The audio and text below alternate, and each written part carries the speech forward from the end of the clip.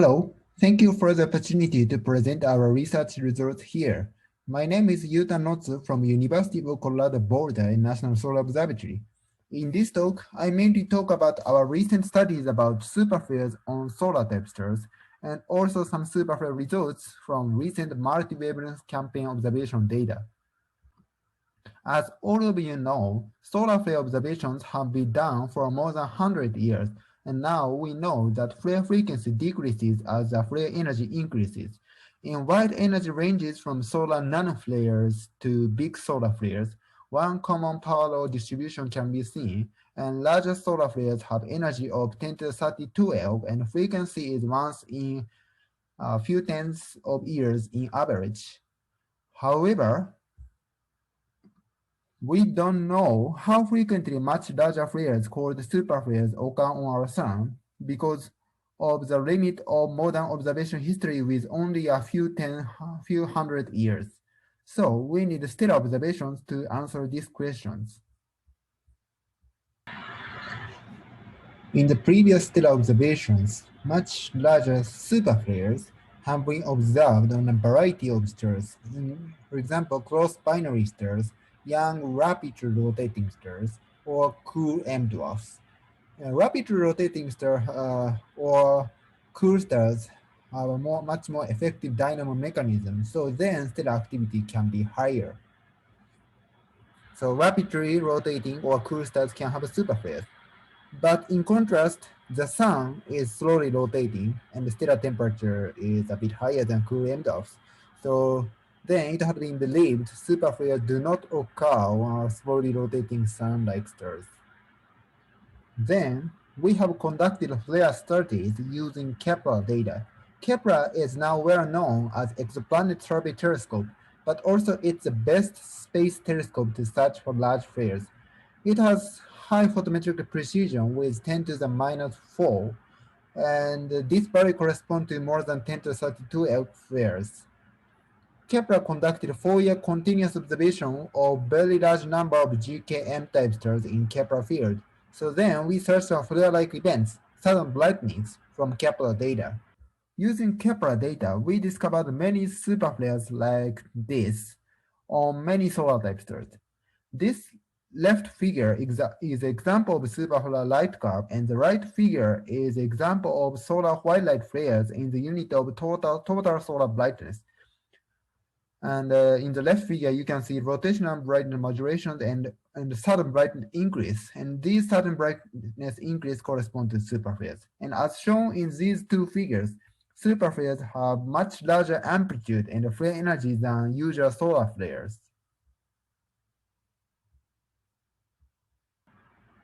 Then, since large number of events are detected, then we can investigate flare frequency distribution of superflares. In this figure, we plotted flare frequency distribution as a function of flare energy.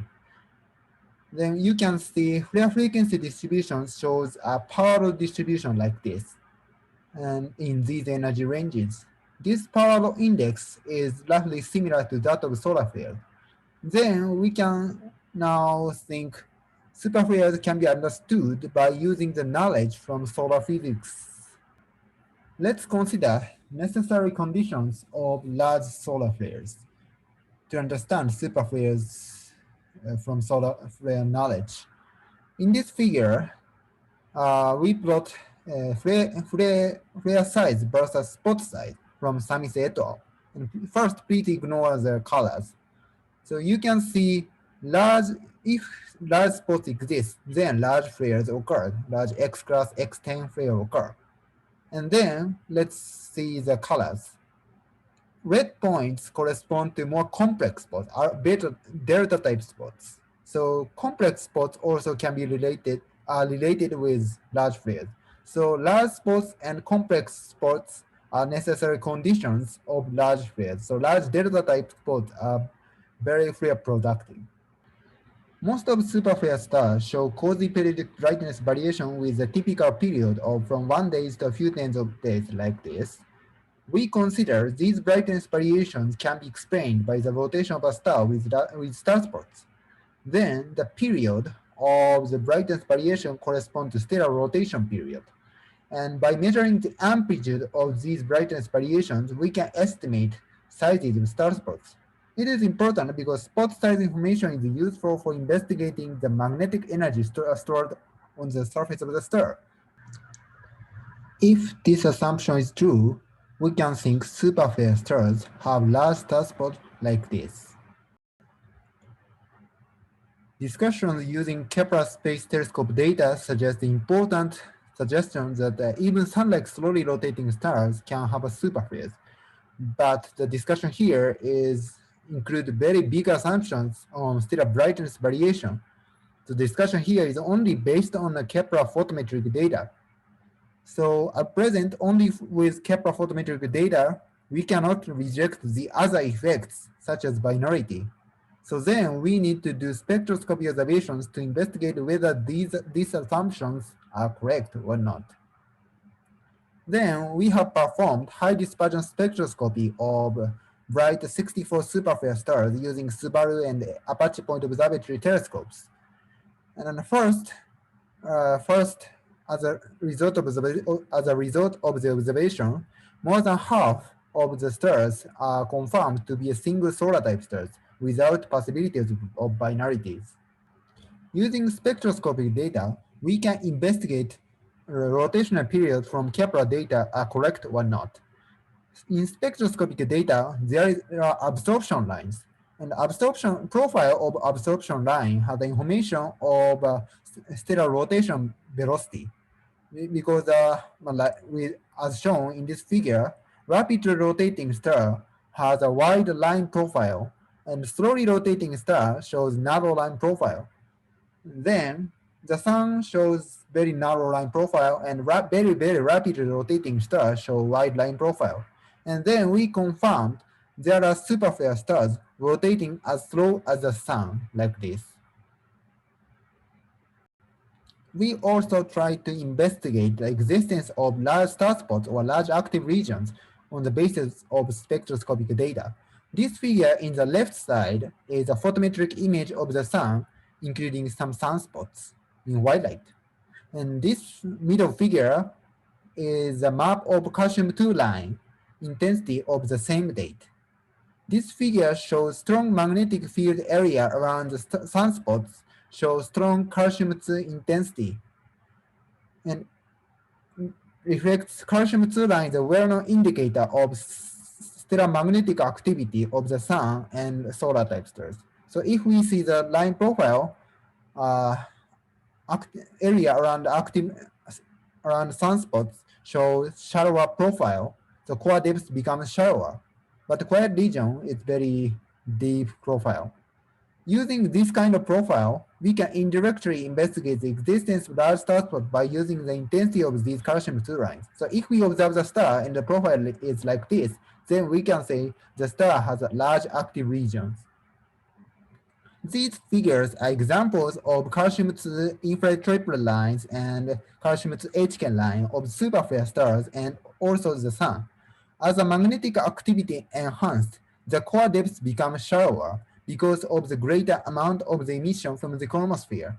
The core depths of calcium-2 lines of superflare stars shown, for example, here or here, is shallower than that of the sun in the bottom.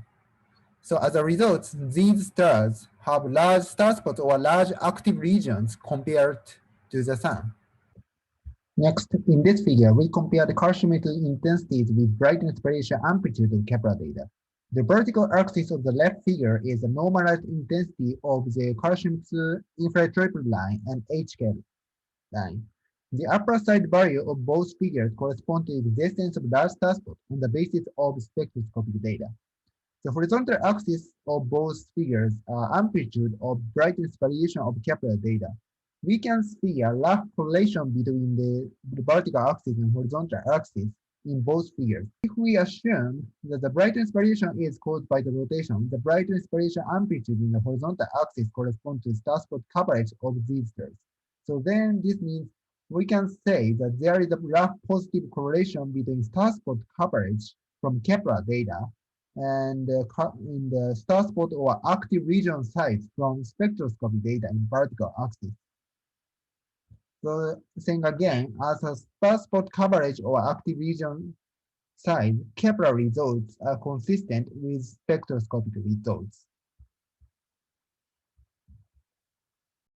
So on the basis of these spectroscopic results, we can confirm the assumption on stellar brightness variation period and amplitude are now confirmed with spectroscopy observations. So then let's go into more detailed analysis of Kepler data. In recent these two papers, we reported latest statistical analysis of superflares on solar dive stars. Since we cannot conduct spectroscopy observations for all of the stars, instead, we use the Gaia data release data to select correct sample of solar type stars and sun-like stars. Gaia data release 2 is in the database of stellar distance. By using the stellar distance, we can estimate correctly stellar radius more correctly. Then we can remove contamination of subgiant from original sample of Kepler stars. And also now we have a new, more correct sample of G-type main sequence or solar type stars. And also in the latest paper, we used all Kepler data of 4 years. So now we have the current best data set for statistical studies of superflares. As a result, we detected these large number of superflare stars, including 15 sun-like superflare stars. First, let's see flare energy as a function of area of star spots or sunspots. This figure is a bit complex, so I try to explain in detail. Vertical axis is flare energy. Horizontal axis is spot size of star spots and sunspots. First, let's see the red point. Red point is a superflare data point, flare energy from Kepler light curve, and also spot size from Kepler brightness variation amplitude. And the black points are solar flares. So flares based on gauge X-ray flux, and sunspot size based on sunspot observations, apparent image. As you can see, superflares locate on the right side of this figure. This means superflare stars have larger spots compared with sunspots. And these two lines showing the rough scaling of magnetic energy stored around the sunspots or star spots. So we can say, roughly speaking, upper limit of flare energy roughly explained with the magnetic energy stored around the sunspots or star spots. So this means large star spots can explain flare energy.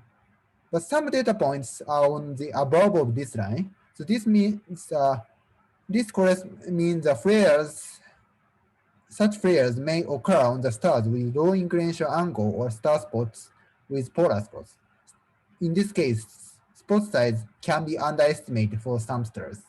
Then we want to discuss the flare energy as a function of age or stellar rotation period. But before superflare discussions, let's see the previous studies before superflare studies. So in the left panel, the left panel shows the quiescent X-ray luminosity of many stars as a function of rotational period or Rossby number. So slowly rotating stars, not young stars, show lower activity level, lower X-ray intensity. But rapidly rotating star or young rapidly rotating star show higher activities. So these knowledge have been investigated for many years, and then it is predicted the sun is very inactive, also in the case of flares, possibly. So then let's compare flare energy with rotational period or stellar age. So as you can see, there are slight decreased trend with rotational period. So flare energy, young and rapidly rotating star have a flare energy up to 10 to the 36 L, but slowly rotating sun-like star have superflares up to 4 times 10 to the 34 L. So there are some slight decreased trend. But even sun-like star, the sun has a rotational period of 25 days. Even sun-like star have a flares up to 4 times 10 to the 34 L. So roughly 400 times larger than the largest solar flares. In addition to flare energy, flare frequency also has a trend with rotation period. So in this figure, flare frequency as a function of rotation period are plotted. So flare frequency, as you can see, flare frequency also decreases as the rotational period increases. Flare frequency of young rapidly rotating star has more than 100 times higher compared with old slowly rotating sun-like star. And also, so slowly rotating star, sun-like star have a lower flare frequency. And flare frequency in rapidly rotating stars shows somewhat roughly constant trend like this. And these uh, continuous decrease and also roughly constant trend is very similar to quiescent X-ray luminosity relation like this. On the basis of these two figures, we can summarize stellar properties, superflare properties as a function of stellar age or rotational period from young sun to current sun. So in the left panel, even sun-like star can have superflares up to 4 times 10 to the 34. This is more than 100 times larger than largest solar flares. In contrast, young rapidly rotating star can have superflares up to 10 to the 36 L, and frequency is much more higher than slowly rotating stars. So flare energy and also flare frequency has a trend, the relation with rotational period, but even sun-like stars have superflares.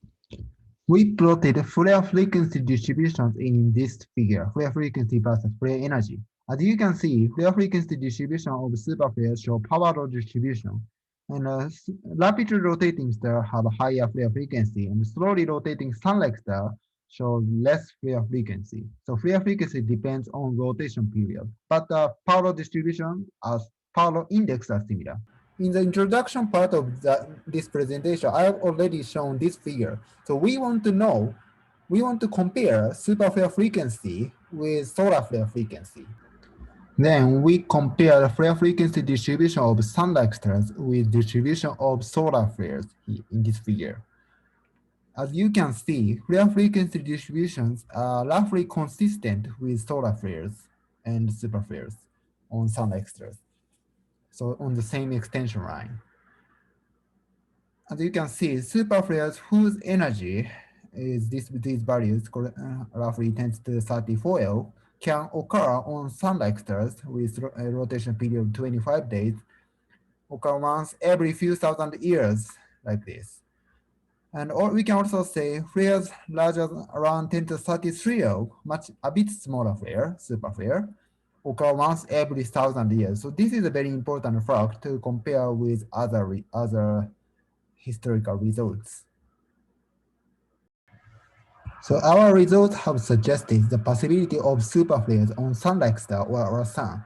But of course, there are several discussions on whether there are really superflares on our sun or not. For example, this paper suggested the sunspot generating superflares. The big sunspot generating superflares are very unlikely because such giant sunspots group have not been recorded in historic observation of our sun. And see also these papers. But then let's consider the statistics of spots from Kepler data, not only flares, but also spots. So in this figure is the vertical axis is star spot size and horizontal axis of rotational period of flare stars and also general solar type stars, including general solar type stars. So as you can see, in the range of sun-like star, large star spots still can exist on slowly rotating sun-like star. So there are many stars whose spot size is larger than usual sunspot size.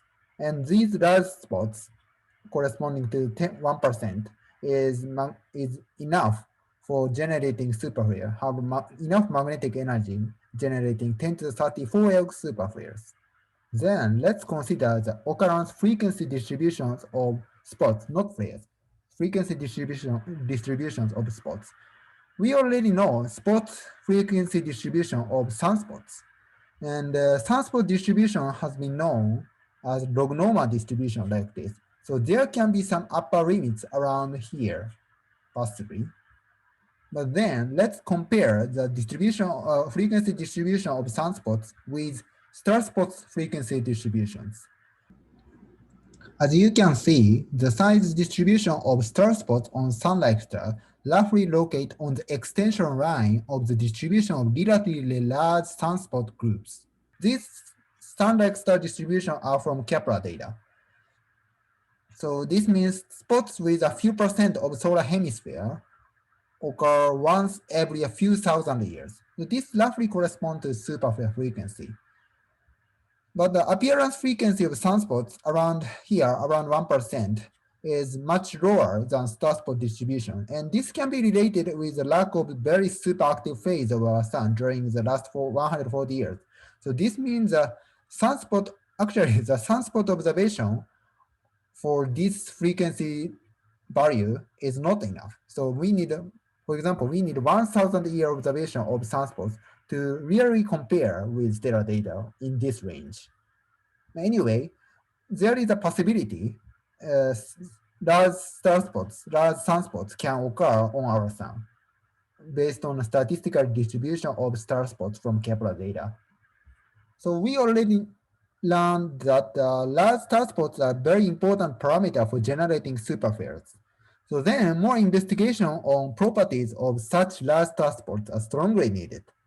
So for example, we have investigated how form and decay occur in the case of large star spots. So we use the Kepler data.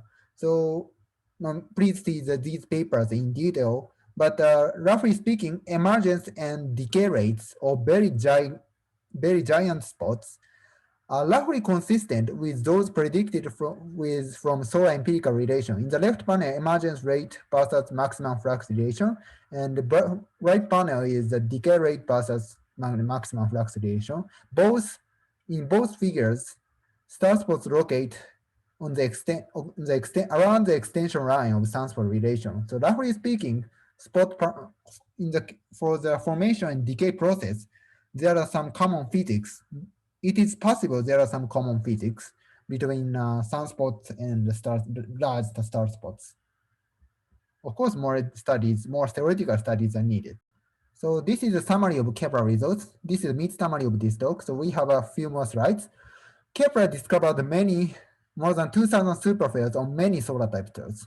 And follow-up spectroscopic observations and Gaia data risk 2 data shows that these superflare stars really include sun-like slowly rotating stars. The existence of large star spots are possibly very, very important.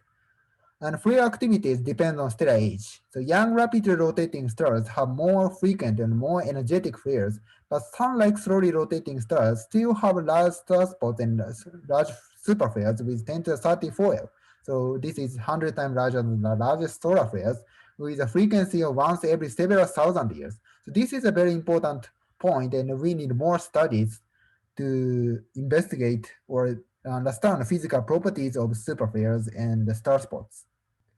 And these results are reported in these two recent papers for detail. There are other methods to search for solar extreme events. In these methods, they focus on long-term data on the Earth related with solar phenomena. One method focusing on isotopes in tree rings or ice cores. For example, if we go back with these carbon-14 or beryllium-10 measurements, we have some spikes. For example, in 775 or one in 995, there are some sudden increase of isotopes, carbon-14 isotopes. And using some analysis of energy spectra using carbon-14 and beryllium-10, they suggest some kind of big solar events can be related with these observations. And other methods is old literature focusing on low latitude aurora. And actually these studies are very active recently, and more studies are very, very necessary to compare with the stellar observation, because our data shows a flare frequency distribution, and these data shows that a kind of flare frequency distribution of particle events. So we need more studies to compare these two. So planetary atmosphere community also getting interested in stellar superflare studies because stellar big superflares, especially in a very young age of the star planetary system, can affect on a planetary atmosphere. For example, atmospheric warming and prebiotic chemistry of areas generated from high energy proton flux chemical reactions. And also there are some review papers. So for detail, please read these papers. Related with the effect on planets, more investigations, more observations and modeling on stellar CMEs, stellar mass ejections are needed. In the case of flares, magnetic energy is released to thermal energy, and we can observe from Kepler or other observations, but also kinetic energies are released, as you know. So, but we don't know, in the case of superflares, how is the fraction of energy? So we want to know we need to know CMA mass, velocity, or particle flux related with superflares.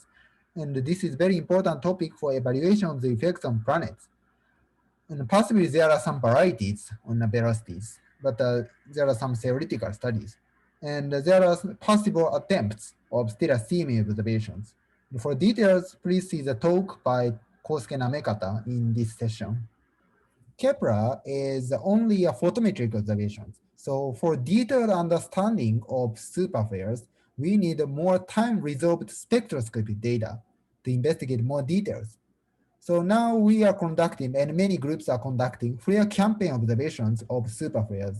Several projects are ongoing.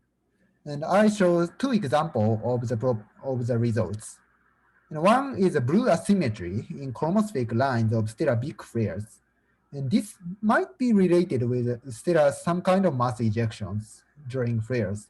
And this is an example of H alpha emission line profile of an example of active M dwarf, YZCMI, and we reported in this paper, in our paper. And this kind of blue asymmetry, enhancement of blue wing can be related with mass movement or mass ejection of star, and several papers estimated mass and kinetic energy from these profiles and trying to compare with solar relation. But more studies are needed, including how such blue asymmetry occur in the case of stellar flares. We need more studies. And we report some blue shifts of G-dwarf observations in the talk by Kosuke Namekata in this session. Not only lines, but not only mass ejections, flare itself should be investigated more because the Kepler is only one band photometric data. And we recently conducted a multi-wavelength observation of big superflares on M dwarfs. And this is an example of the light curve of H alpha optical quantum U band and near UV and X-ray. And as you can see, an UV or optical U band is very spiky changes during flares, but H alpha and X-ray has a relatively long duration. So this can be similar to a new part effect on the sun. And but we want to know how strong electron beam or what parameters can be related with this kind of light curve changes. And several papers are published. And possibly a strong electron beam generate this kind of NUV or U band strong peak. And after that, then evaporation occurred, and then X-ray and H alpha emit longer time scale. And also there are some papers discussing possibly in the case of big superflares, loops might contribute to white light emissions or line emissions. So we need more studies. So multicolor and low resolution spectroscopic observations, both solar and stellar flares are very, very important. And decreased high resolution observation can be helpful. And modeling work on the emission of superflares are very, very important. So this is a summary of my talk. We have done many studies using Kepler data and discovered many superflares and also follow-up spectroscopic and Gaia data with to analysis. And finally, we have found flare activity depends on stellar age, but even sun-like slowly rotating star have superflares. So the sun can have a superflares possibly. So we need more studies on spectroscopic observations of superflares and mass ejections, and also of course star spots and flux emergence and effects on planets, and many studies are needed. So this is now becoming a very, very active topic. So we need more studies. We should do more studies. That's all. Thank you very much.